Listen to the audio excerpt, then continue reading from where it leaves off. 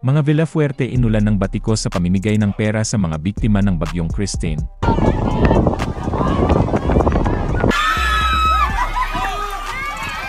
Pero bago ang lahat, kung ikaw ay bago sa aking channel, huwag kalimutan na mag-subscribe at i-click ang notification bell for more trending news.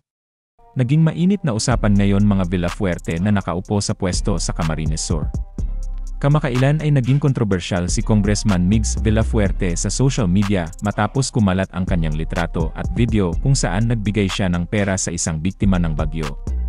Sa kontrobersyal na litrato, makikita si Rep Migs na nakasakay ng surfboard at inabot ang 500 bill sa isang matandang babae na stranded dahil sa malalim na baha sa Nabua, Camarines Sur.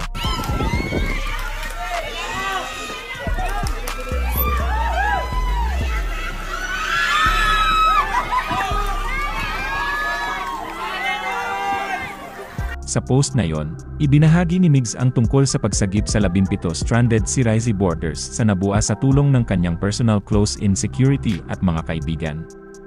Ayon sa kanya, 3 araw na silang na-stranded na walang pagkain. Nanawagan din si Migs para sa higit pang mga koponan na tumulong sa patuloy na pagsisikap sa pagsagip. Ilang netizen naman ang tumuligsa sa ginawa ni Rep Migs dahil hindi umano ito naaangkop sa sitwasyon.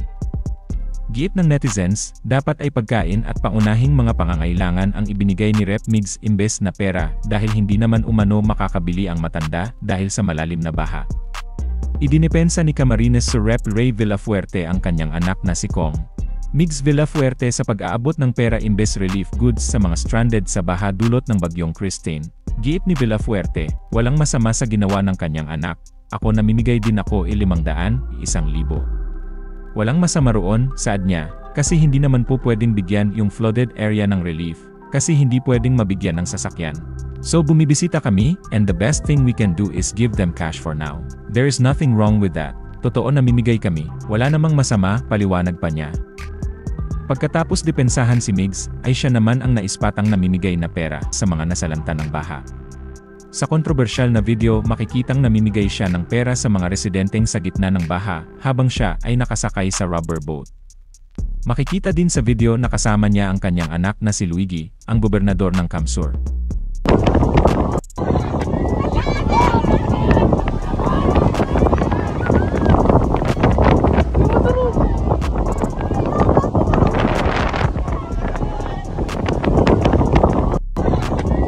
Umani ng sari-saring reaksyon ang video mula sa mga netizens.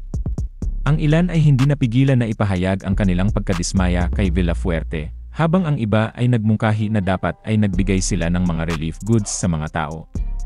May mga netizens din na nagmungkahi na gamitin ang rubber boat para sa ibang layunin, tulad ng pagliligtas sa mga naipit sa kanilang mga tahanan at hindi makatakas sa baha.